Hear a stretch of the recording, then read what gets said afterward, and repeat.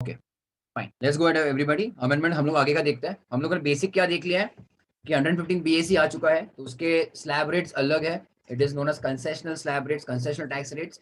But obviously कुछ benefits छोड़ने पड़ेंगे, तब आपको बच्चे बेनिफिट मिलेंगे ये वाले स्लैब रेट्स के बराबर है। यस, देन वो हम लोग को थोड़ा सा देखने के बाद then we have also seen the concept of residential status, right.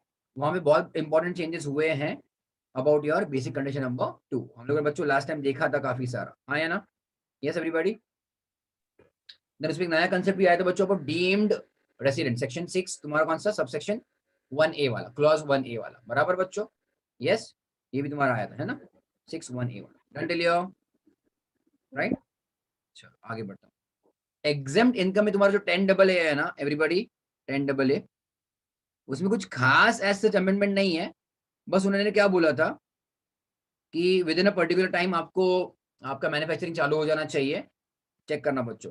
तो इस बार बिकॉज ऑब्वियसली 2020 के लिए, सुनो मेरी बात, whatever due dates were there for 2020, उनको बच्चों थोड़ा थोड़ा सा एक्सटेंशन मिला है, only because obviously because of covid की वजह से, ठीक है। चेक कर लेना कि जिनको शुरुआत करना था बच्चों ऑन और बिफोर 31 मार्च 20, ठीक है। Yes till your end manufacture और प्रोड्यूस आर्टिकल्स और things and has still not begun till 31 March 20। बच्चों जिनको अप्रूवल मिल चुका था, सुनो मेरी बात, in case where letter of approval दे चुके थे हम लोग, ठीक है, गवर्नमेंट एंड गिवन ऑन और before 31 March 20, okay, but actually practically they could not start their manufacturing by 31 March 20। Yes और नो, आर यू अंडरस्टैंडिंग? सुनो मेरी बात, 10AA में बच्चों वीसी, हाँ वीसी इंपॉर्टेंटली कि उन्होंने मैन्युफैक्चरिंग कब शुरू किया था, आर यू अंडरस्टैंड लिया? So date of manufacturing is important. कहाँ गया, अगर मैं तुमको एक्चुअल में दिखाऊं तो 10AA बच्चों, डू यू रिमेंबर? ऑब्वियसली है ना। तो हम लोग बच्चों 10AA का डिडक्शन कब देते हैं, चेक करना। which has begun, okay, which has begun or begins to manufacture or produce articles or things। तो बच्चों only permission is not important, actual manufacturing should begin, okay, ये important है, हाँ या ना? तो कंपेयर टू लास्ट ईयर बच्चों उन्होंने थोड़ा सा तुमको यहाँ पे रिलैक्सेशन दिया है। What is the relaxation, check. तो अगर आप एक्चुअली मैन्युफैक्चरिंग नहीं शुरू कर पाए till 31 March 20, then date of manufacture और production of articles things has been extended to 31 March 21। That's it. और सच अदर डेट अगर गवर्नमेंट को लगे पोस्टपोन करना तो पोस्टपोन कर सकते हैं। Okay clear? तो कुछ नहीं है, मतलब परमिशन मिल चुका है बिफोर 31 मार्च 20, बट अगर मैन्युफैक्चरिंग नहीं हुआ था बिफोर 31 मार्च 20, मैन्युफैक्चरिंग के लिए बच्चों 31 मार्च 21 देके रखा है। Did you understand clear? उतना ही थोड़ा सा चेंज है। I am not expecting questions. Pay attention. I'm not expecting questions based on COVID extensions. Because of COVID, बच्चों जहां जहां कुछ कुछ relaxation दिए थे, it is a temporary change. It is not a kind of permanent change. ठीक है? So I'm not expecting as such. Fine, everybody. Example is फटाक से हम लोग देख लेते हैं बच्चों। If SSZ unit had received necessary approval by 31st March 20 and begins manufacturing by on or before 31st March 21, तो still बच्चों it is valid, it is allowed to take what deduction of 10AA, ठीक है। Then it will be deemed to have begun article production during AY 2021 itself, okay clear, and would be eligible for, you can say, exemption under section 10AA। yes everybody, done? समझे सभी को यहाँ तक? Yes. तो बस manufacturing का जो है वो एक्सटेंशन करके दिया उनको 1 साल का, बट अप्रूवल तो बच्चों बिफोर 31 मार्च 20 ही होना चाहिए था। क्लियर? फाइन। चलो हाउस प्रॉपर्टी देख लें एवरीबॉडी। हाउस प्रॉपर्टी में बच्चों एज सच इनहेरेंट कोई चेंज नहीं है। एज सच इनहेरेंट मतलब फॉर हाउस प्रॉपर्टी कोई चेंज नहीं है। मतलब अगर आपको पता रहेगा एसओबी कितना अलाउड है अभी बच्चों, SOP how many units are allowed, how many properties are allowed बच्चों? 2 units. 2 units are allowed as SOP, बराबर है। Yes. In case of house property as stock in trade, in case of house property as stock in trade कितना time allowed है as GAV as nil? 2 years from the From end the of the financial year. in which 2 years from the end of the financial year in which, मतलब कौन सा financial year consider करेंगे हम लोग जिसमें जिसमें converted to the stock. हाँ, जब कन्वर्ट हुआ था सेल्फ पीजीबीपी में मत जाओ। ना ना ना, you are mixing PGBP with capital gain, conversion of stock in trade into asset and all of that, और वाइस वर्सा। ओके, कुछ पता है कि मतलब बता दूं यहाँ पे बच्चों सब लोगों को? चलो फटाक से देखा बता दो तुमको। स्टॉक इन ट्रेड अगर है बच्चों मतलब कोई मान लो बिल्डर है, रियल एस्टेट वाला है ना, तो ही कंस्ट्रक्ट हाउस प्रॉपर्टी, है ना बच्चों, क्लियर है? यस। तो गवर्नमेंट ने कहा इसके ऊपर हम लोग रेंट चार्ज करेंगे। ऐसे कोई हाउस प्रॉपर्टी है जो रेडी हो चुकी है तो उसके ऊपर हम लोग रेंट चार्ज करेंगे। Why rent? We will consider as deem to be let out, deem to be let out. But उन्होंने क्या बोला है, थोड़ा सा रिलैक्सेशन दिया है कि जो, सुनो मेरी बात बच्चों, जो साल में हाउस प्रॉपर्टी आपका as a stock in trade ready हो चुका है, जस्ट ट्राई टू अंडरस्टैंड बच्चों, आपका असेसी कौन है? रियल एस्टेट बिल्डर, ओके, या बिल्डर है फिर रियल एस्टेट वाला। उसने स्टॉक एंड उसने हाउस प्रॉपर्टी बनाई, but house property for him is obviously stock and trade, बराबर है बच्चों। He will get 2 years, 2 years बच्चों from end of financial year, जिसमें बच्चों कंस्ट्रक्शन कंप्लीशन हुआ है, जिसमें बच्चों कंस्ट्रक्शन कंप्लीशन हुआ है ना, वो साल छोड़ के, मतलब वो साल का फाइनेंशियल ईयर का एंड, वहां से 2 साल तक बच्चों आपका GAV will be taken as what? Nil. उसके भी बाद अगर आपकी प्रॉपर्टी बेची नहीं गई है या फिर आपने एक्चुअली कोई रेंट पे नहीं दिया है, then from next day onwards, अगले साल से बच्चों को क्या हो जाएगा? Deem to be let out. ये याद है बच्चों सभी को? पहले क्या हुआ करता था, 2 साल पहले बच्चों क्या था? It was only 1 year from the end of the financial year in which construction is completed. अभी बच्चों क्या है? 2 years from the end of the financial year in which construction was completed. समझा सभी को? All of you? Yes sir.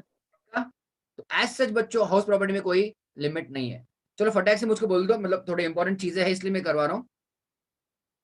24B में बच्चों, 24B पता है, रिडक्शन ऑफ इंटरेस्ट, उसका सीलिंग लिमिट क्या है फॉर लेट आउट और deem to be let out? 2,30,000। It is, there is no limit for let out और deem to be let out. अरे हाँ, बराबर है, सॉरी। या फिर एसओपी एंड अनऑक्यूपाइड प्रॉपर्टी बच्चों, अब इसमें क्या क्या लिमिट है बताइए? if the loan was taken before 1/4/19 पहले amount 30,000 2 lakh 30,000 and and 2 lakh, 2 lakh 30,000 कब मिलेगा बच्चों? for जब रिपेयर्स के लिए होगा, बोलो Even रिपेयर्स और रिकंस्ट्रक्शन के लिए होगा तो, या फिर if it loan was taken before very good, 1/4/1999 if loan is taken prior to 1/4/1999, सही बात है, यस चलिए। हाँ चलो वेरी yes गुड, ये तो दो मेन रीजंस तो है ही है, नो प्रॉब्लम, ठीक है। अच्छा चलो मुझको बताओ बच्चों, 2 लाख के पहुंचने के लिए क्या क्या तुमको करना पड़ेगा, मतलब what all conditions should be satisfied? Loan construction के लिए लिया होना कंस्ट्रक्शन या फिर चाहिए, और एक्विजिशन के लिए ही चाहिए, बराबर है, हाँ, वेरी गुड, आगे। और 1/4/1999 के बाद में लिया ऑन हुआ 1499 लिया तो क्या होगा? 30,000, 30,000 या 2 लाख? 30,000। नहीं, रॉन्ग आंसर, ऑन और आफ्टर 14,1999 है वो, ठीक है,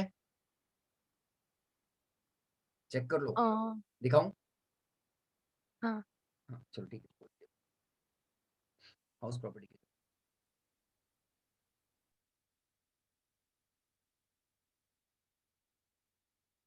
ऑन और आफ्टर 2 लाख दिख रहा है?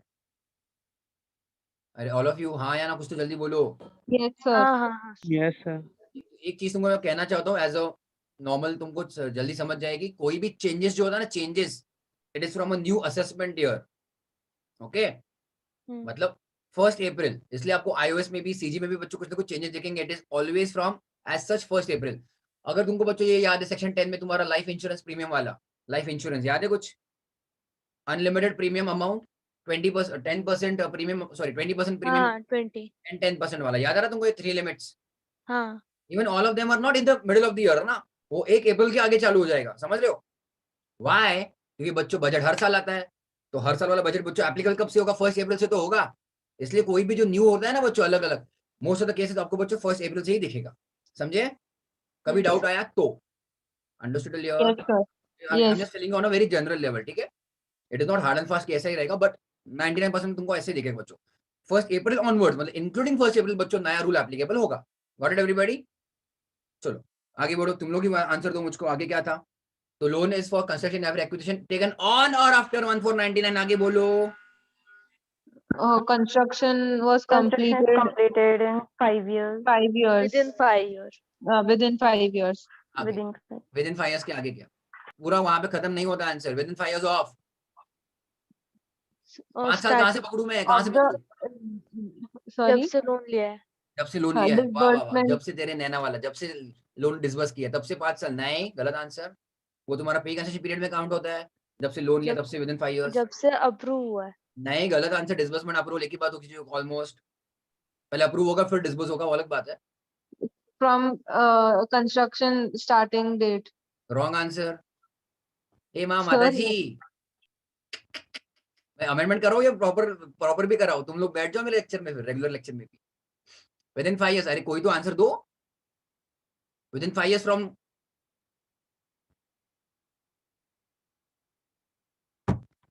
ना within 5 years from the end of the financial year in which loan was borrowed। नहीं आया ना?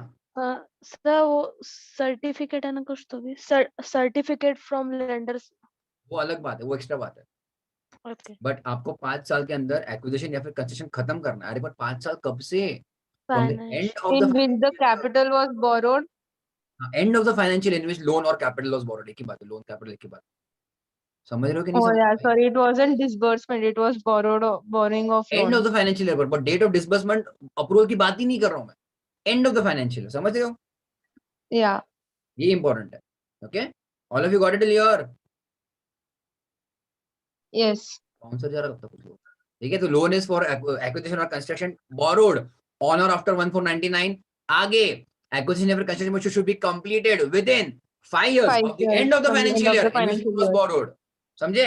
बाद Yeah, में आपको and लेंडर से it should be सर्टिफिकेट भी लेना है, वो अलग बात है। लेंडर ने आपको सर्टिफिकेट प्रोवाइड करना चाहिए कि हाँ भाई ये इंटरेस्ट था, तब जाके बच्चों को 2 लाख मिलेगा, मतलब अमाउंट मिलेगा of deduction of 24 week upper limit, ceiling limit, बराबर है। अदरवाइज कुछ ना कुछ अगर आपकी चीज उसमें मिस हो गई, जो अभी हम लोगों ने डिस्कस किया, देन बच्चों को क्या हो जाएगा, फिर से 30,000। बराबर है, आया ना ऑल ऑफ यू? Yes. पक्का? चलो सुनो मेरी बात, let me give you a quick example.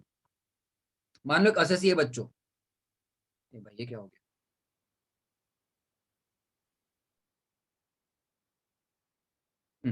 मान लो बच्चे एक असेसी है, उसके पास 2 हाउस प्रॉपर्टी 1, हाउस प्रॉपर्टी 2।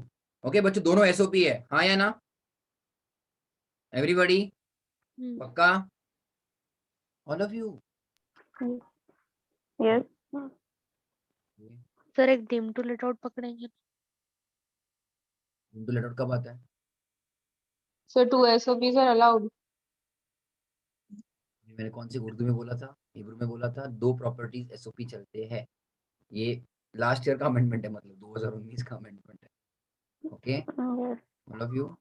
तो 2 एसओपी चलते हैं, 2 से ज्यादा एसओपी हो गए तो तीसरा, चौथा, तो पांचवा जो deem भी let रहेगा out. या फिर लेट आउट या फिर डीम लेट आउट, जो भी रहेगा मतलब। Okay yes. अब सुनो मेरी बात, लेट मी चेक। अगर मान लो बच्चों एक असेसी, उसके पास 2 एसओपी है।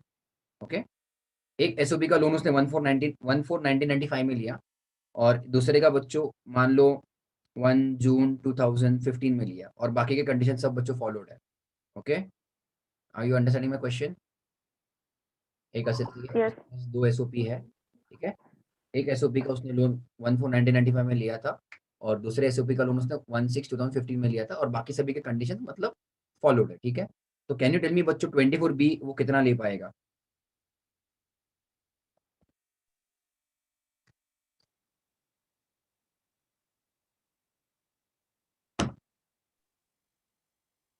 सर पहले वाले के लिए 30,000, दूसरे वाले के लिए 2 लाख। किसने आंसर किया? विधि ने किया क्या? नहीं. किसने किया? ऐसे नाम बोलने में शर्म आ रही नहीं? यूट्यूब पे नहीं जा रहे हम, Sir, टेंशन। total 2 lakh ही आएगा ना लोन तो. मैंने, हाँ मतलब दैट इज माय क्वेश्चन। यहाँ पे 30,000 किसने बोला, और यहाँ पे किसने 2 लाख बोला, है ना? Sir, but total loan amount only is valid up to 2 lakh. Total Yes. Loan amount नहीं, इंटरेस्ट, टोटल इंटरेस्ट डिडक्शन। हाँ, sorry, interest. It cannot exceed 2 lakh. Fantastic, that is what I was coming to, मतलब मुझको यही point करना था तुम्हारे साथ। Okay सुनो मेरी बात बच्चों, वही लोग शायद अब मुझको आंसर देंगे ऐसा कि इसका 30,000 और उसका 2 लाख, और टोटल मिला के 2,30,000 वो पहले हुआ करता था, अभी वो निकाल दिया गया। उन्होंने बोला आपके जितने भी एसओपी रहेंगे, सुनो मेरी बात प्लीज ध्यान देना, आपके जितने भी एसओपी रहेंगे, कुछ भी कर लो, भले वो पुराने रहने दो, नए रहने दो, लोन 30,000 का सेलिंग लिमिट रहने दो, 2 लाख का रहने दो, कुछ भी रहने दो, पर and single SSC can not now take for SOP properties बच्चों deduction under section 24B, it will not be बच्चों now more than 2 lakh rupees. ये समझा सभी को, ऑल ऑफ यू? Yes. मतलब ये ऑलरेडी लास्ट ईयर ही था, मतलब मैं अमेंडमेंट की बात भी नहीं कर रहा हूँ, ठीक है। I hope that you understood this. Yes everybody fine? Yes. Yes. Okay, Sir, actually I did this mistake in my paper, so I remember this. They will obviously ask you about amendment only यार, है ना? तो और उन्होंने like I said ICS study material में बहुत सारे बहुत बढ़िया क्वेश्चंस दिए नहीं है, दैट इज द प्रॉब्लम। तो and but they ask on amendment. ठीक है, चलो आगे बढ़े फिर हम लोग। चलो 115 देख लेते बच्चों। That mean what did I से, इनहेरेंट चेंज नहीं है हाउस प्रॉपर्टी में, बट 115 बीएसी जो आ चुका है अभी, उसके वजह से जो चेंज होंगे वो हम लोग देख लेंगे एचपी में। समझ रहे हो बच्चों? मतलब कुछ 2 का 3 एसओपी हो गया है या फिर 2 लाख का 2.5 लाख हो गया, ऐसा कुछ नहीं हुआ है। ठीक है, मतलब मेन चेंजेस एचपी में कुछ नहीं हुआ है, बस 115 बीएसी। अगर आपने बच्चों 115 बीएसी देखा था, मुझको जल्दी बताओ कुछ चेंजेस हुए थे एचपी में बच्चों? 24B, if I can see over here somewhere it was there, correct? All of you check over here। बता बच्चों ध्यान दो। Interest on loan respect of SOP, in respect of SOP मिलेगा कि नहीं मिलेगा भाई? नहीं मिलेगा। ठीक है, समझ रहे हो ऑल ऑफ यू? तो पहली बात तो तुम्हारा जो रेगुलर डिडक्शन 24B का फॉर एसओपी प्रॉपर्टीज गॉन, नहीं मिलेगा। ठीक है, बाद में certain losses not allowed to be set off. House property का loss now you can not set off. House property का लॉस बच्चों मतलब तुम दूसरे इनकम से भी तुम सेट ऑफ कर ही नहीं पाओगे। हाँ या ना? क्लियर है?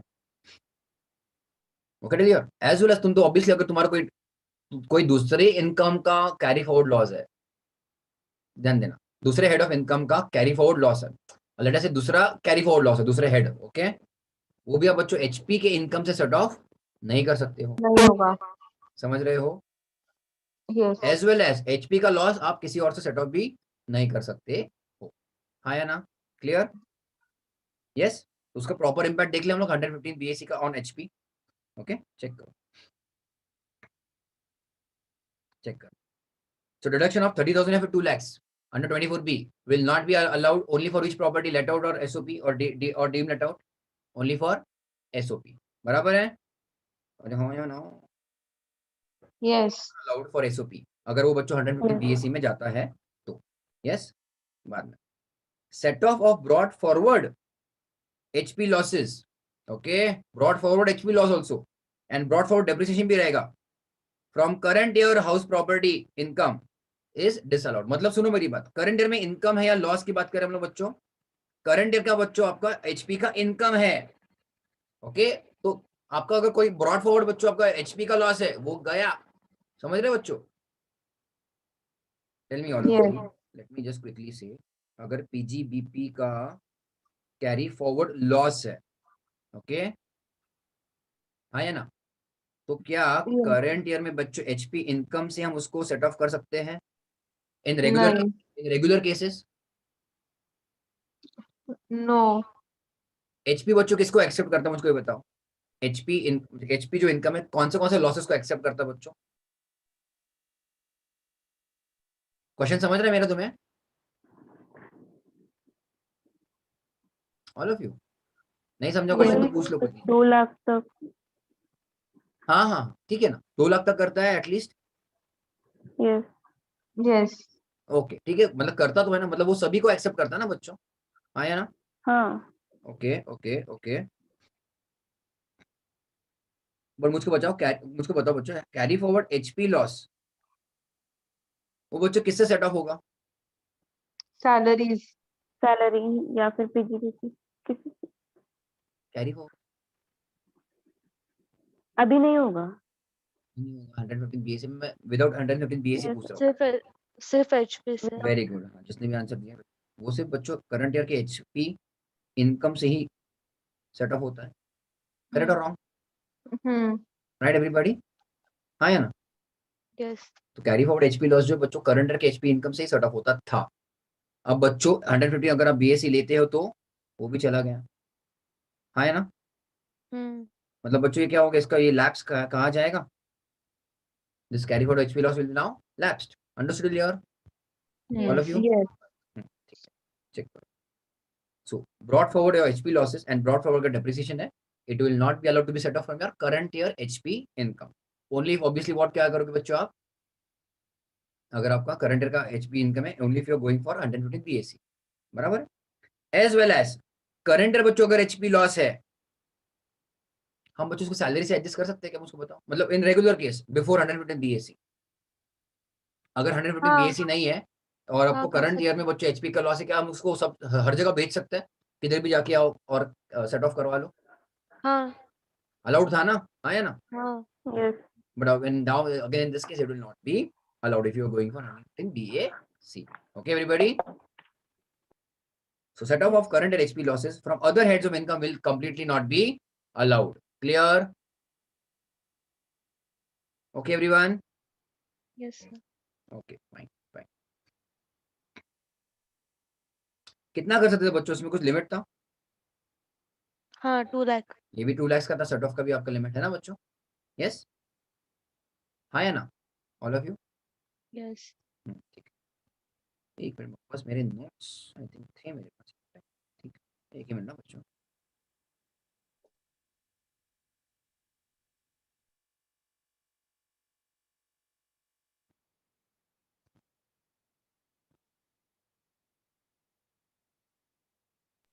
सर क्या आप अमेंडमेंट का पीडीएफ डाल सकते हो ग्रुप पर?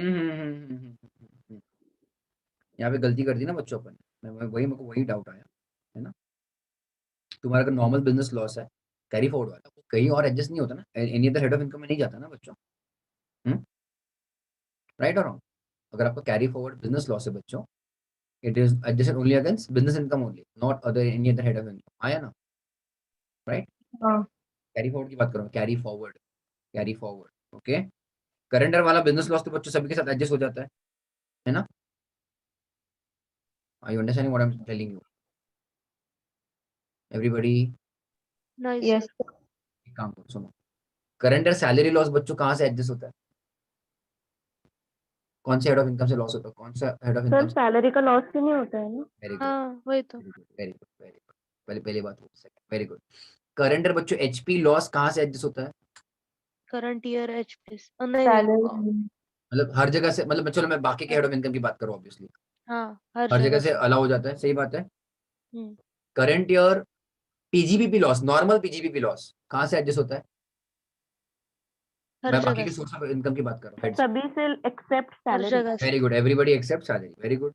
हम्म। अभी तुम्हारा कैपिटल गेन, नहीं sir normal business. Only capital gain में बस लॉन्ग टर्म कैपिटल गेन होगा तो लॉन्ग टर्म से ही सेट होगा, और शॉर्ट टर्म होगा तो शॉर्ट टर्म से और लॉन्ग टर्म से, दोनों से। तो बच्चों ये दूसरे हेड ऑफ इनकम की तरफ भागते क्या लोग, लॉस सर वाले? नॉर्मल बिजनेस नहीं। लॉस तो अलाउ है ना सैलरी से। नहीं, कभी नहीं, कोई भी नहीं, सैलरी को कोई टच नहीं करता, ओनली एचपी, विदाउट एचपी। देख लेना आप, एचपी सॉरी, सैलरी को टच करने के लिए ओनली एचपी इज अलाउड, हाँ या ना बच्चों? Yes. है कि नहीं? Yes. Sir, even business loss is set off amongst business loss only. Business losses जो होते हैं वो business income से तो set off होते हैं, जैसे करेंटर textile की बात कर रहा business हूँ, वगैरह। करेंटर, वी आर इन करेंटर ना राइट नाउ, करेंटर ना, Oh, हम्म, okay, okay. हाँ या ना? हाँ किधर हाँ गया ये, सॉरी।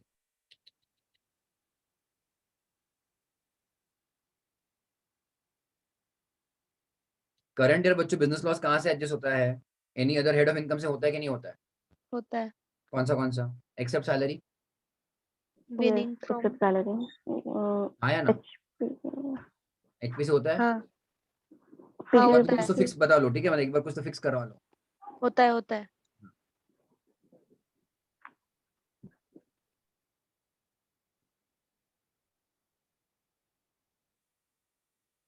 चेक करो, can you see this table properly? Section 72 दिख रहा है तुमको बच्चों? ओके, हाँ या ना? All of you? Hmm normal yes business, can you see inter head, row number 2, inter head adjustment, can you see that? Hmm yeah inter head मतलब दूसरे हेड में जाएगा वो, मतलब दूसरे हेड की तरफ भागेगा, yes it can go to HP also, हाँ या ना? हाँ सीजी ऑल्सो, यस, हाँ yes okay, IOS also, but except salary, okay, yes हाँ या ना? ओके, देन अगर मैं आई किधर गया, आईओएस गया क्या अपना? अच्छा, आईओएस तुम्हारा नीचे है, ठीक है, नीचे है, ये हुआ है शायद, चेक करो अगेन। आईओएस बच्चों दूसरे हेड ऑफ इनकम की तरफ जाता है, करंट ईयर आईओएस का लॉस बच्चों दूसरे हेड ऑफ इनकम की तरफ जाता है, यस जाता है, it can be set off against any other head of income except again Salary. Salary, समझ रहे हो, हाँ या ना? यस यस हाँ. एवरीबॉडी, ठीक है ना? Yes. The balance loss can not be carried forward, it shall lapse, मतलब क्या आईओएस का बच्चों कैरी फॉरवर्ड होता है लॉस? आर यू अंडरस्टैंडिंग और नो? हाँ होता है। होता है कितने सालों तक? लिमिट नहीं है कोई। अनलिमिटेड है? अरे all of you sure of your answers? किसका लॉस? iOS iOS हाँ होता है ना। जिसके रहे उसकी 4 ईयर की लिमिट नहीं है सर, कितने साल के लिए भी कैरी फॉरवर्ड होता। कैरी फॉरवर्ड नहीं होता सर, सॉरी। एक आंसर है तुम्हारे पास कैसे, इसलिए तुमको पूछ रहा हूँ।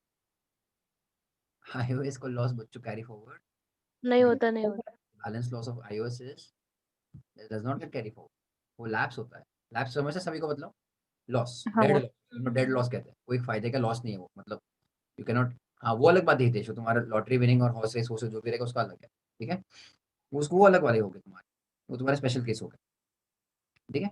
ये बस तुम्हारी ये वाला अलग है, मेंटेनिंग ऑफ रिसोर्सेज वाला, है ना, आया ना, वो 4 साल के लिए जाएगा। हाँ 4 ठीक साल Yeah. के लिए। तुम्हारा वो बस भी जब ROI फाइल्ड होगा और हाँ वो कंडीशन बहुत सारे हैं, वो अलग बात है। फाइन, ओके डल, ये थोड़ा सा मतलब आई थिंक सभी को हो चुका रिवाइज, है ना? Yes everybody, yes. yes, तो बस मेरा यहाँ पे तुमको कहने का मेरे को वही और लगा, ये अपने जब लिखा तो ये गलत है ना बच्चों, इसलिए तुमको मैं थोड़ा सा क्लियर करवा, ठीक है, ओके। अगर करंट ईयर का है तो current year obviously you can current, मैं यहाँ पे लिखो करंट ईयर पीजीबीपी लॉस अगर है बच्चों, can it be set off from let us से current year HP income, tell me this. ये अलाउड है, obviously this is allowed, okay everybody, आया ना एवरीवन, फाइन, पक्का, ऑल ऑफ यू, कोई तो आंसर दे दो फटाक से, क्या लैग हुआ है क्या कुछ? No, ठीक है, fine. तो बच्चों एचपी कैरी फॉरवर्ड वाला एचपी जो था, मुझको ये बताओ, सुनो मेरी बात, कैरी फॉरवर्ड एचपी लॉस वो कहाँ से सेट ऑफ होता था? Only current year HP HP से। इनकम से, बराबर करंट ईयर है ना? तो वो भी अभी नहीं होगा, बराबर है। एंड करंट का जो एचपी लॉस है बच्चों कहाँ से एडजस्ट होता है? वो कहीं से भी एडजस्ट होता था, बराबर है, पर 115 बीएससी में वो नहीं होगा, ओके एवरीबॉडी, Yes, समझा? यहाँ तक क्लियर हुआ थोड़ा सा? Yes sir. yes.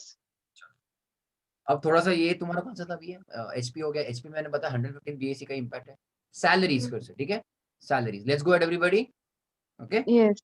चलो सैलरीज में भी जो मेन इंपैक्ट तुम्हारा आएगा 115 बीएससी का ही आएगा फिर से,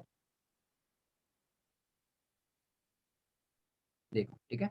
अब 115 बीएससी में हम लोग बच्चों क्या क्या देखा कि अगर आपको चाहिए तो कुछ एग्जाम्पशन आपको निकाल देने पड़ेंगे, वो एक्चुअली लिस्ट बच्चों स्टार्टिंग में अपने पास आ चुकी थी, अगर याद है तो ये सब चेक करो, LTC, leave travel concession, HRA, 1014 के तुम्हारे 1014 1 1014 2 वाले, हाँ या ना ऑल ऑफ यू? मैं सैलरी की बात करूं, ठीक है, हाँ या ना? देन पूरा सेक्शन 16 बच्चों दिख रहा है तुमको बच्चों, पूरा section Yes, 16 sir. 1 2 and Yes, 1 A, sir. Actually 1 ए है एंड 2 एंड 3, बराबर है, गया, मतलब your gross salary will be your taxable salary, वैसे देखा जाए तो, है ना? Yeah, yeah. मेनली तो सैलरी इनकम से वही है, देख ले थोड़ा सा अपन डिटेल में, फिर उसको थोड़ा सा आगे, ठीक है, चेक करो। अब उन्होंने क्या क्या बोला है, just be quite kind of clear. अब यार अगर एमसीक्यू में पूछा तो कुछ भी पूछ सकते हैं लोग, कुछ भी कर सकते हैं, चेक करो। An employee being an assessee, अगर वो बच्चों 115 बीएससी में जाता है तो बच्चों एग्जामिनेशन में कुछ ना कुछ गंवाने पड़ेंगे, उसको क्या अलाउड रहेगा ना, पूरा अब तक जितना भी तुम्हारा पुराना वाला था ना बच्चों, क्या क्या अलाउड रहेगा बस उतना ही कह रहा हूं मैं, चेक करो। ट्रांसपोर्ट अलाउंस बच्चों नॉर्मल असेसी को कितना है? ट्रांसपोर्ट अलाउंस मुझको ये बताओ बच्चों, अगर डेफ डम ब्लाइंड नहीं हो एंड विदाउट 115 बीएससी बच्चों क्या लिमिट है? 10 Amount received. 1014 2 में transport allowance for normal assessee बच्चों कुछ लिमिट है? नहीं. गया वो 800 रुपए 1600 रुपए बच्चों गया कब का, ठीक है, अभी कुछ भी नहीं है, आर यू अंडरस्टैंडिंग और no? So only if you Yes. Deaf dumb and blind जो रहेगा उनको बच्चों कितना था? 3200 रुपीज, 3,200. यस 3200 बच्चों पर मंथ, बराबर है, Yes. वो कंटिन्यू रहेगा। मतलब अगर कोई एम्प्लॉय है जिसने 115 बीएससी लिया और उसको ट्रांसपोर्ट अलाउंस भी है, कौन सा वाला? डेफ डम ब्लाइंड वाला, 3200 रुपीज पर मंथ, तो वो एग्जाम्प्ट होगा, सो 115 बीएससी भी मिलेगा as well as 3200 rupees per month भी मिलेगा। क्लियर है कुछ बच्चों, समझे? Yes. Yes. So in respect of transport allowance granted to an employee who is deaf or dumb and blind, sorry, deaf और डम, डेफ एंड क्या लिखा, is blind और डेफ एंड डम और orthopedically handicapped with disability of lower extremities of the body to the extent of 3200 per month, तो मिलेगा मिलेगा, मतलब ये ही बस कंटिन्यू होगा, बाकी सब उड़ गए। Yes, all of you Yes. Check करो। Following benefits will not be available अगर आपने 115 बीएससी ले लिया तो 10-5 एलटीसी, 10-13 है एचआरए, 10-14 में बच्चों कौन से चेक करो। हेल्पर अलाउंस, यूनिफॉर्म अलाउंस, तुम्हारा एकेडमिक के लिए कोई तुमको बेनिफिट मतलब एनकरेज किया वो वाला अलाउंस, ये सब नहीं मिलेंगे। 1042 में बच्चों को कौन सा नहीं मिलेगा, चिल्ड्रन एजुकेशन, फिर तुम्हारा हॉस्टल एक्सपेंडिचर, ट्राइबल एरिया, बराबर है, हाँ है ना। Yes. टू अदर एम्प्लॉइज, ये benefit So obviously tribal area is 300 per month, right? Allowance. 300, 200 देख लो भाई, देख लो अभी कल 200 आई थिंक ना, 100 है, 200 है। 200 है, 200 होना है, हाँ 200, 300, 500, वो सब बहुत सारे लिमिट्स हैं। 300 वो हॉस्टल के लिए है। वो तो हाँ, children, 300 is हॉस्टल के लिए वो तो 300 रुपए।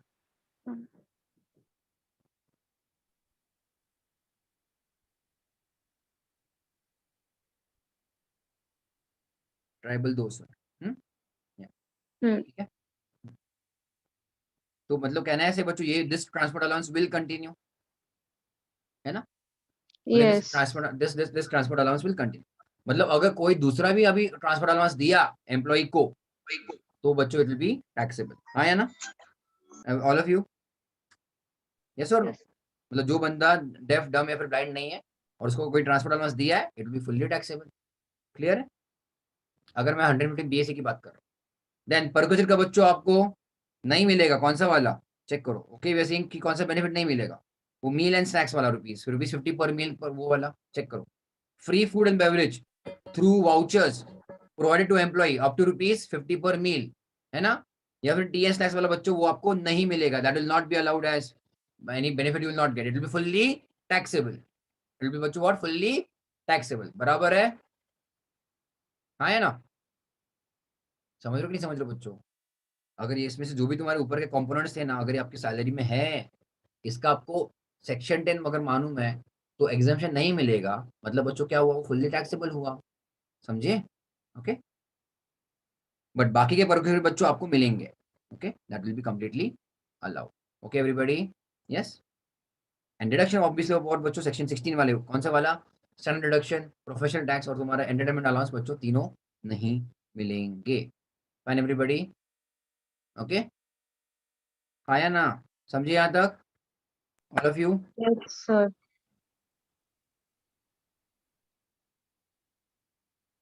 स्वेट इक्विटी शेयर्स बच्चों क्या होता है इसमें, इज इट परक्विजिट और नॉट, टेल मी।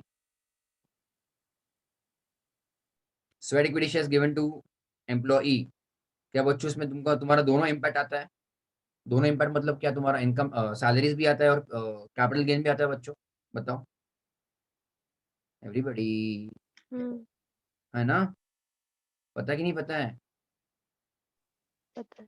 किधर गया ये,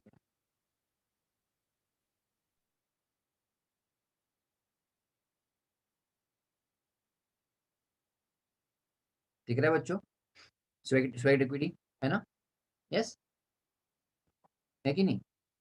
तो व्हाट, तो आई होप यू रिमेंबर बच्चों, स्वेट इक्विटी वाले में दो इम्पैक्ट आता है, एक सैलरीज वाला और एक सीजी वाला, है ना, यस एवरीबॉडी।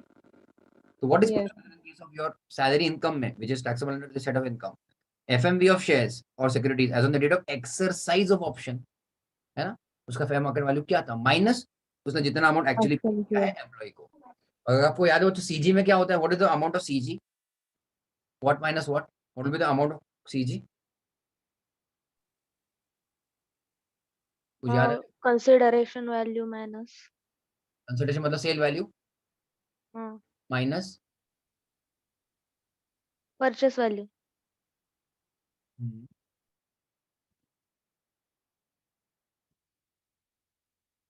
अगर मान लो बच्चों 150 रुपये उसका फेयर मार्केट वैल्यू है, ओके, और उसने 50 रुपये में खरीदा है और उसने बच्चों 250 रुपये में मान लो, चलो ठीक है 200 रुपये में उसने बेचा है, आई अंडरस्टैंड लिया, तो परचेस उसने 50 में किया है, अच्छा तुम कह रही हो ना, actually paid, okay, and this is your sale price. Can you tell me the बच्चों amount of perquisite, मतलब जो सैलरी में टैक्सेबल होगा? क्वेश्चन समझ रहे हो तुमको बच्चों मेरा? Very good. 150 minus 50. Will be what salary, Yeah. Okay, और सीजी में क्या टैक्सेबल होगा? 200 माइनस 50 या 200 minus 150? 200 minus 150. Yeah. Minus FM, मतलब या this will be CG, correct. समझ रहे हो?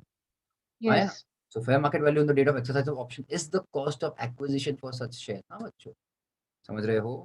Fine, okay. Yes. Yes. तो उसमें बच्चों कुछ ना कुछ अभी लिमिट आया है, लेट अस चेक दैट. ठीक है, लिमिट मतलब टाइम लिमिट आया है. Check. Change in date of payment of taxes. कब आपको कब बच्चों करना है? यहाँ पे दिया था मैंने.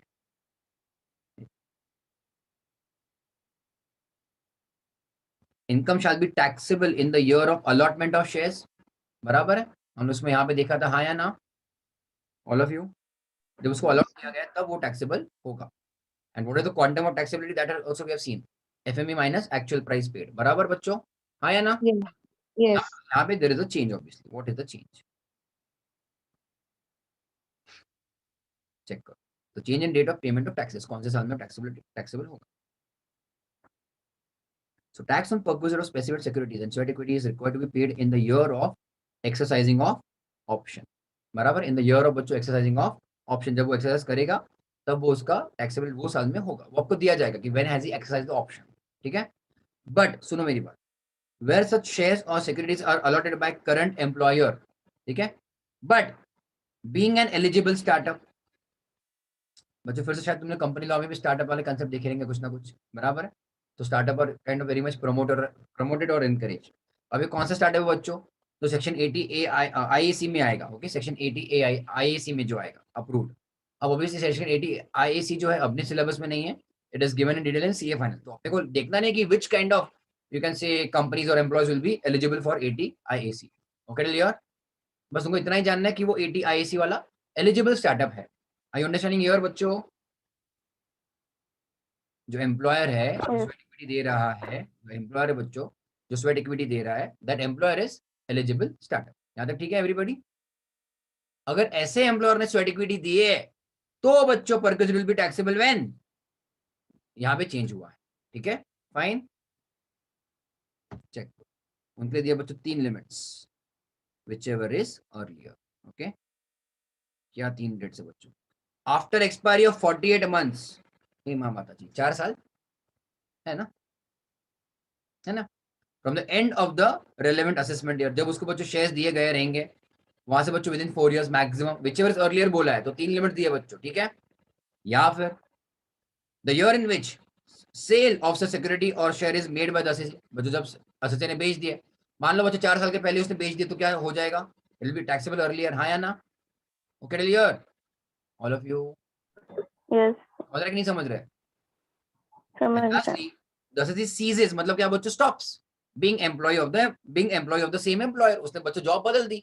अब ये तीनों में से, मतलब तीनों में से जो भी जल्दी हो जाए इन दैट ईयर टैक्सेबल हो जाएगा. ओके, आई अंडरस्टैंडिंग? मतलब मेरी बात सुनो, अगर मान लो उसने बच्चों 5 साल के लिए उसने बच्चों जॉब नहीं चेंज किया, 5 साल के लिए बच्चों से जॉब नहीं चेंज किया, 5 साल वो एम्प्लॉयर के पास ही है, 5 साल उसने ऑब्वियसली बेचा भी नहीं है शेयर, तो मैक्सिमम टाइम पीरियड बच्चों क्या हो रहा है? 4 साल. समझे? Everyone got it clear? Understood clear? तो ये किसके लिए एप्लीकेबल ओनली बच्चों? जो एलिजिबल स्टार्टअप है under section 80 IAC. Yes, fine. अगर वो नहीं है तो क्या बच्चों? Obviously in the year in which वो ऑप्शन एक्सरसाइज कर रहा है उतना ही है ना? All of you got it clear? तो बस इसको याद रखना, कौन सा वाला? एलिजिबल स्टार्टअप वाला. फाइन. अगर बदले से खराब रहेगा एग्जाम में तो उसके ऊपर पूछ लिया तो पूछ लिया भाई, बट मतलब आई डाउट, बट है ना? Fine everybody, okay. क्योंकि जब तक 80 आईएसी डिटेल में नहीं करेंगे तब तक फिर मेरे को लगता है मेरे को कुछ पॉइंट है बच्चों that they will ask you question on this, है ना? Done everybody? बढ़े आगे हम लोग, all of you? Yes, sir. क्या तुमने लेटेस्ट आईसीएस टेलीमेंटल डाउनलोड किया है पीडीएफ या फिर बाय कर लिया है क्या? Yes, sir. You should do that, okay, you should do, एक तो बाय कर लो आईसीएस ही ऑब्वियसली, या फिर उसको पीडीएफ तो कम से कम कर ही लेना, okay fine. I think buying will be cheaper than photo copy xerox करना, ठीक है, या फिर प्रिंट करना ऑफ दोस मटेरियल। आगे प्रोविडेंट फंड में भी चेंजेस बच्चों, याद है ना प्रोविडेंट फंड तुमको कौन से रिकग्नाइज अनरिकग्नाइज बच्चों आया ना, राइट? Yes. बाद में तुम्हारा लास्ट वाला कौन सा तुम्हारा पीपीएफ भी आएगा, पब्लिक प्रोविडेंट फंड, ओके। तो मैं नॉर्मल प्रोविडेंट फंड की बात कर रहा हूँ नाउ, उसमें बच्चों कितना कंट्रीब्यूशन होगा, सुनो मेरी बात। तुम्हारे प्रोविडेंट फंड में जो है एम्प्लॉयर भी कंट्रीब्यूट करता है obviously, yes, recognise unrecognise PPF, और एक है ना तुम्हारा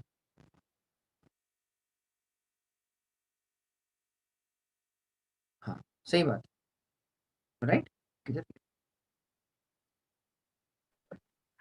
SPF, RPF, CRPF. Recognition statutory Yes, statutory. Recognise unrecognise statutory Recognized, unrecognized, and PPF, Public Provident Okay. Fund. Yes, okay,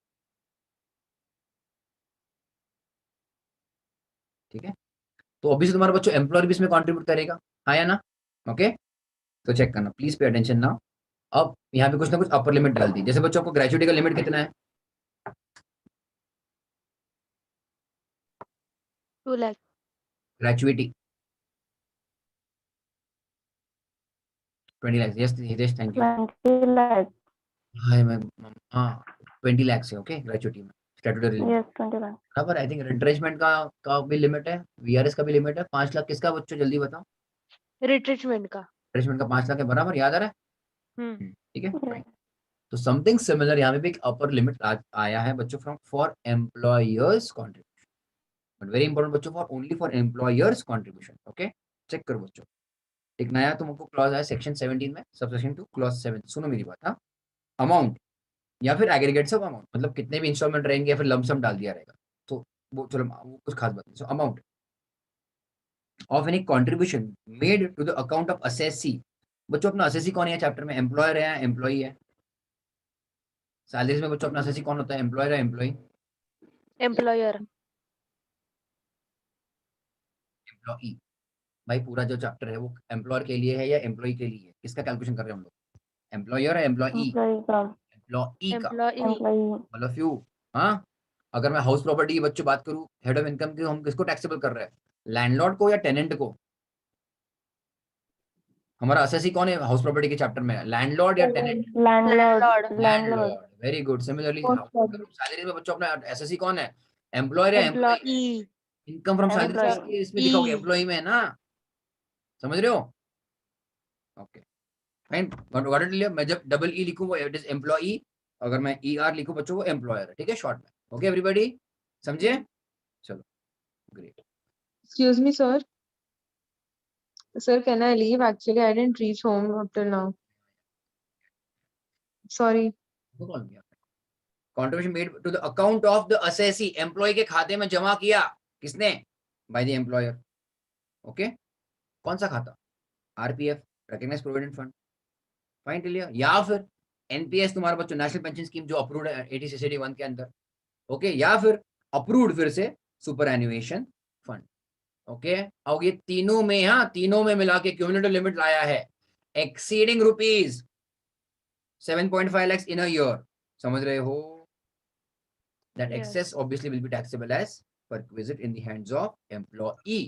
Yes, I have told you this always. Perquisite बच्चों हमेशा क्या होता है, it is benefit given by employer to employee, है ना, perquisite हुआ बच्चों, ठीक है। तो मतलब up to 7.5 lakhs बच्चों it is not a perquisite, okay। 7.5 lakhs से ऊपर गया तो बच्चों that is a perquisite taxable in the hands of employee, हाँ या ना, समझे कि नहीं? कौन से कंट्रीब्यूशन बच्चों, रिकॉग्नाइज्ड प्रोविडेंट फंड, तुम्हारा 80 1 वाला एनपीएस, एंड तुम्हारा बच्चों अप्रूव्ड सुपर एनुएशन फंड, ये तीनों मिला के, समझे कि नहीं? ओके सर ये रेगुलर में भी यही अमेंडमेंट है ना, मतलब ये सिर्फ 115 बीएससी नहीं है ना? नहीं नहीं नहीं, ये नॉर्मल है बाबा, ये नॉर्मल है। हाँ वही। एक मिनट, यहाँ पे तुम्हारा नॉर्मल सब खत्म हो चुका, ठीक है, अच्छा क्वेश्चन पूछ लिया तुमने, खत्म हो गया, ठीक है।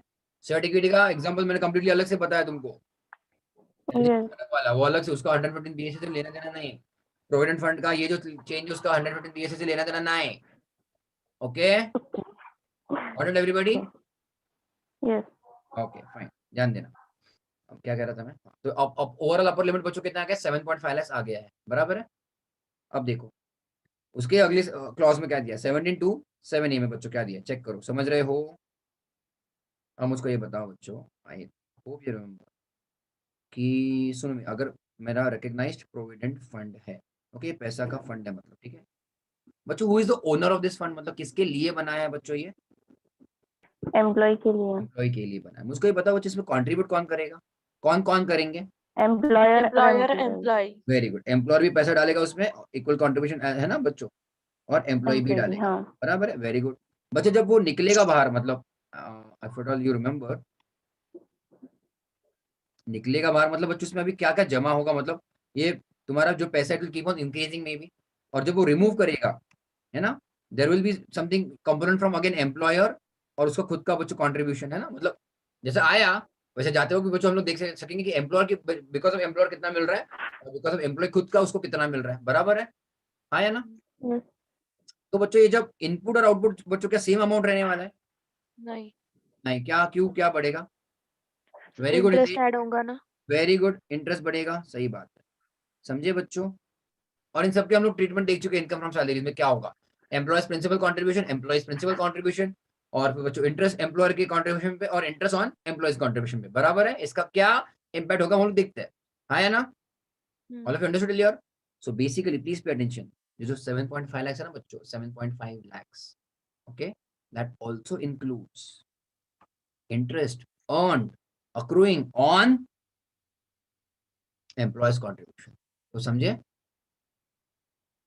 या बाउंसर गया बच्चों? इतने समझा?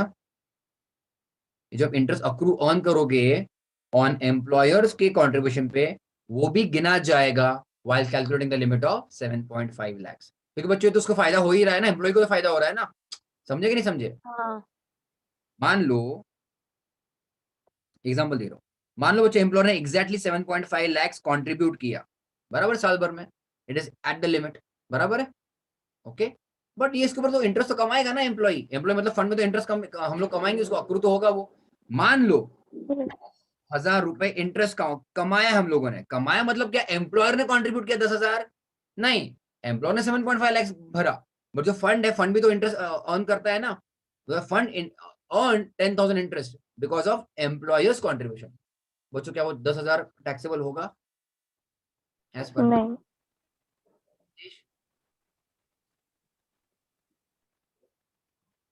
नहीं होगा.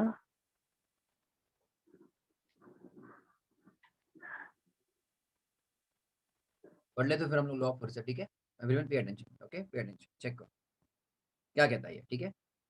एनी एनुअल एक्रेडिटेशन, पहली बात बच्चों एक्रेडिटेशन का मतलब क्या होता है, anybody? You can Increase in value. क्या? Increase in amount. सही बात है, बस खत्म, इंक्रीज, सही बात है ना, खत्म। एक्रेडिटेशन मतलब इंक्रीज हो रहा है, ठीक है, ओके, बढ़ रहा है।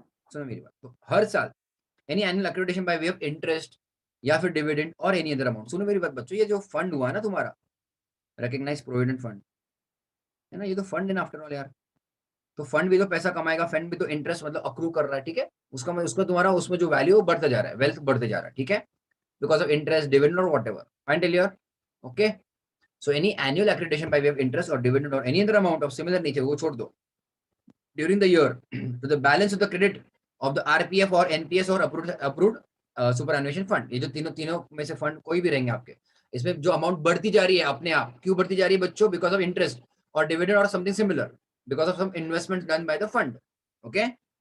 अब सुनो मेरी बात, to the extent it relates to employers contribution, बच्चों इंटरेस्ट जो मिल रहा है आपको वो एग्जैक्टली डायरेक्ट बिकॉज ऑफ क्यों मिल रहा है, मान लो एम्प्लॉयर के कंट्रीब्यूशन की वजह से जो मिल रहा है interest, okay, which is included in the total income in any PY under section 1727 बच्चों, 1727 बच्चों कहाँ पे है, ये है 1727 बच्चों, ओके, ये जो गिना गया है या फिर माना गया है, okay, in the current year, ठीक है, clear, computed in the prescribed manner exceeding rupees 7.5 lakhs in a year will be taxable as perquisites.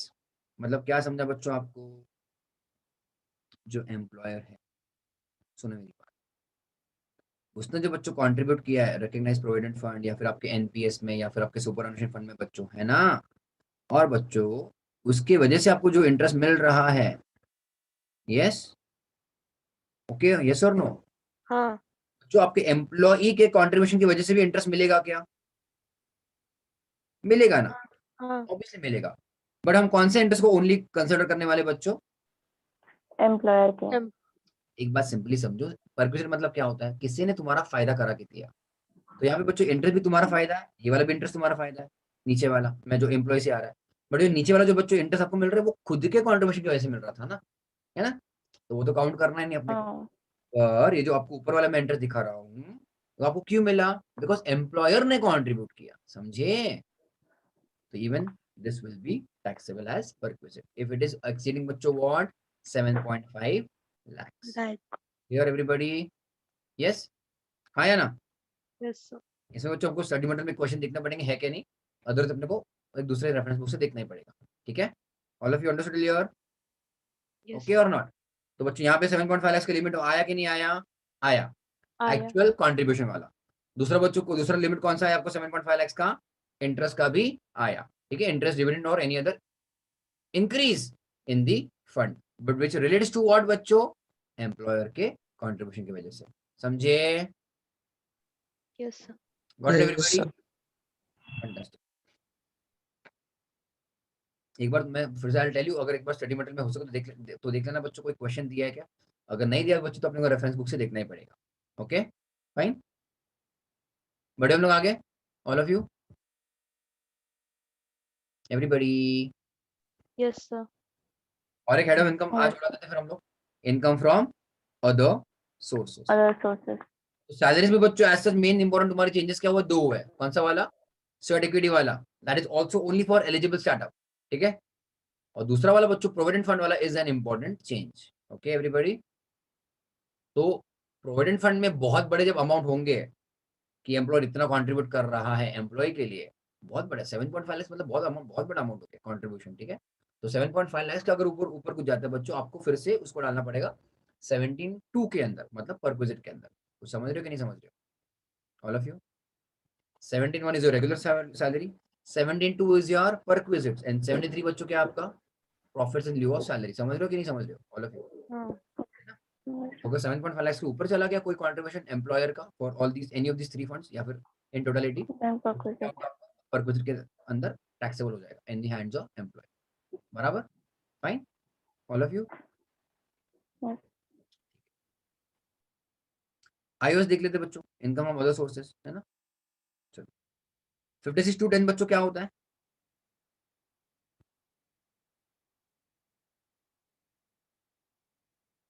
बच्चों 56 to 10 क्या होता है? वेरी गुड हितेश, बस हितेश ही आंसर कर रहे हैं क्या? बाकी लोग क्या कर रहे हो? हाँ, okay fine, let's go at everybody. It is gift. Now gift can be of two type बच्चों, विदाउट कंसिडरेशन या फिर इनएडिक्वेट कंसिडरेशन। कुछ पता है कि नहीं पता है? अगर हाँ पता है प्लीज 1 लाख आपका एफएमवी है, फेयर मार्केट वैल्यू, या फिर आपका स्टैम्प ड्यूटी जो भी रहेगा, okay what ever it might, अगर आपको कंप्लीटली फ्री में मिल रहा है बच्चों, दैट इज विदाउट कंसिडरेशन, बराबर है? पर अगर कोई चीज 1 लाख की है, आपने बच्चों उसको मान लो 60,000 रुपए दिया, एग्जाम्पल दे रहा हूँ, ठीक है? यस, तो दिस इज व्हाट इनएडिक्वेट या विदाउट कंसिडरेशन बच्चों? दिस इज इनएडिक्वेट, मतलब पूरे का पूरा आपने उसको फेयर प्राइस नहीं दिया था, तो बच्चों in that case what will be taxable as such, मतलब मैं अभी बस एग्जांपल दे रहा हूँ, 40,000 will be taxable as balance, है कि नहीं बच्चों? गिफ्ट, है ना? याद है कि नहीं बच्चों? यस तो इन दैट केस बच्चों फॉर इनएडिक्वेट कंसिडरेशन में क्या चेंज हुआ है, ठीक है? It is only for in case of immovable property. If consideration is less than, अगर जो अपने पैसा पे किया है असेसी ने, it is less than SDV, stamp duty value. Stamp duty value बच्चों कब आएगा? इन केस ऑफ इमूवेबल प्रॉपर्टी, है ना? SDV of the property, and the difference between SDV and consideration is more than higher of, ये भगवान, ये तुमको पहले से लॉ पता है कि नहीं पता है? जो डिफरेंस है बच्चों कितना है, कम पता से है तो बच्चों डिफरेंस है between your actual amount paid and SDV, कम से कम बच्चों अगर 50,000 का है या फिर 5% ऑफ कंसिडरेशन था, है कि नहीं? ऑल ऑफ यू हाँ 5% आपका कितना हो चुका है? 10% ऑफ कंसिडरेशन, ठीक है, है ना? तो लिमिट बढ़ाई गई है वहां पे, ठीक है, all of you 5% should be very very small, okay everybody. अभी उन्होंने 10% किया, what did everybody tell you? Okay, then in that case obviously जो तुम्हारा डिफरेंस रहेगा that will be your IOS, है ना? ओनली चेंज बच्चों क्या, instead of 5% it is now 10%। किधर 10%. 10%। हाँ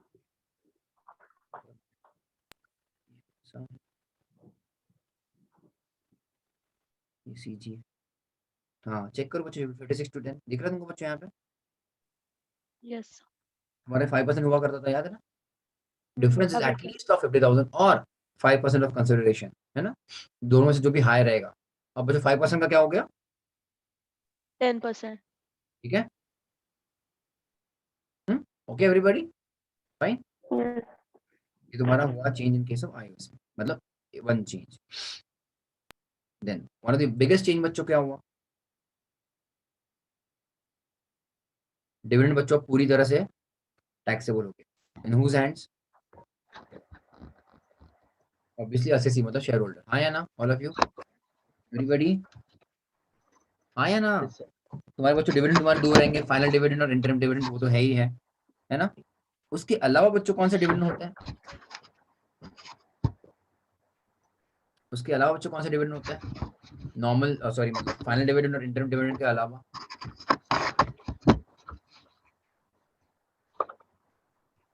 एनीबॉडी हिंट दूं? हाँ दो. वेरी गुड, सेक्शन 2 में है, किसी ने आंसर दे दिया ऑलरेडी। सेक्शन 2 में बच्चों आता है 222, है ना? 222 ए से लेके बच्चों ई जो भी है they are all known as deemed dividend. Actual dividend है क्या वो? नहीं, बट कुछ बेनिफिट जा रहा है क्या शेयर होल्डर को? हाँ, दैट इज डीम्ड डिविडेंड बच्चों, आया ना? All of you got it clear? हाँ हाँ, तो अभी पुराने जमाने yes, की तरह बच्चों अब ये डिविडेंड बच्चों क्या हो गया फिर से? It will be taxable in the hands of shareholder, okay? Check करो, तो taxable in the year of distribution या भी जो भी किया रहेगा और पेड, है ना? 222 ए से लेके ये आप जो भी देख लोगे बच्चों, उसको जो भी फायदा हो रहा है शेयर होल्डर को, टैक्स जब उसको बच्चों फायदा हुआ है, okay? What is the rate of tax? Normal slab rate, उसके नॉर्मल इनकम में बच्चों ऐड हो जाएगा। 15%। हाँ normal। क्या हो गया? 20%। 20% है?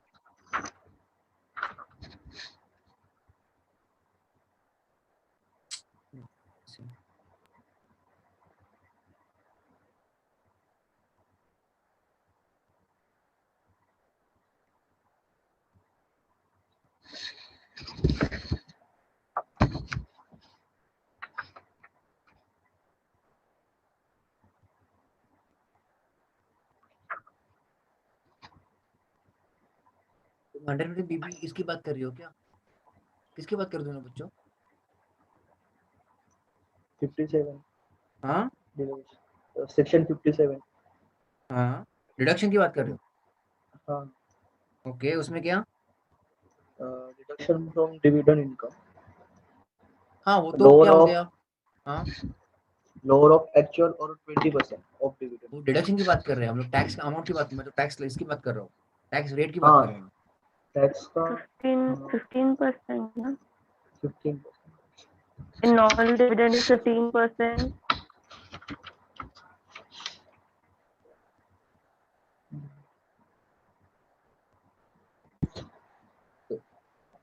ऑल ऑफ टैक्सेस मतलब जो भी तुमको मिला है 222 ए और ई तक तुमको बच्चों will be taxable when in the year of जिसको फायदा हुआ है एट नॉर्मल स्लैब रेट्स, बराबर? Interim dividend as well as final dividend बच्चों जब जब मिलेगा, जब जब डिक्लेयर हुआ, it will be again taxed at what? Normal slab rates, okay fine. Interim जो साल में मिला वो, और ऑब्वियसली फाइनल डिविडेंड बच्चों जो साल में उसको डिक्लेयर किया है when he got the right for the dividend, in that year will be, yes everybody? Yes, but deduction देख लो बच्चों, यस अभी डिडक्शन आया है तुमको, है ना? अब बच्चों पहले अगर डिविडेंड इनकम कंप्लीटली एग्जेम्प्ट ही था तो डिडक्शन पहले था क्या? नहीं था। अभी डिविडेंड इनकम बच्चों टैक्सेबल है in the hands of assessee, that's why ये डिडक्शन भी अपने पास अवेलेबल है। क्या है? Following is allowed as deduction, lower of interest expenditure to earn such income. Interest expenditure to earn such income मतलब अपने बच्चों कौन सा इनकम अर्न किया? All any kind of dividend income, है ना।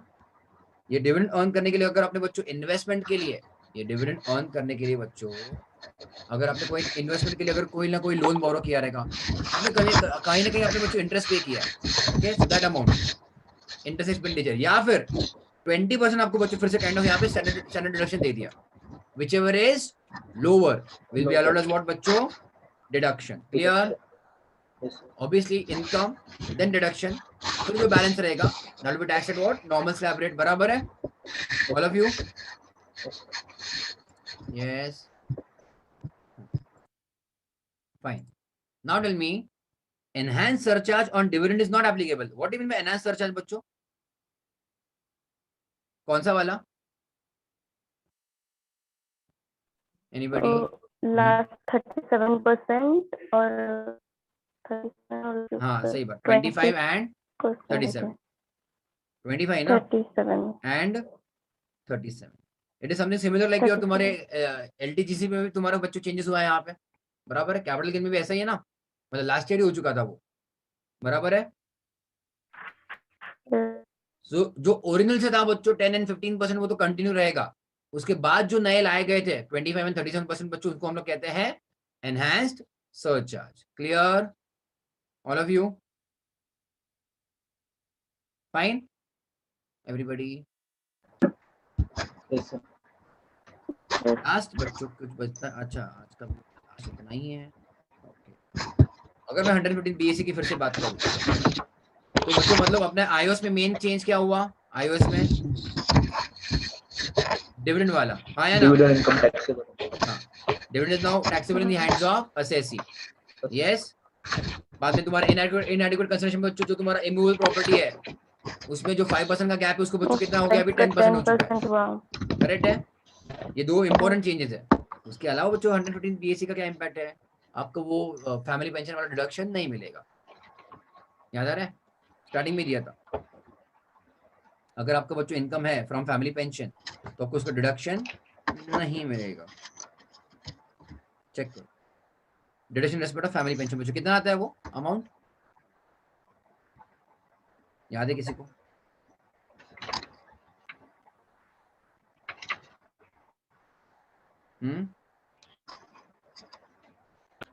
है कि नहीं?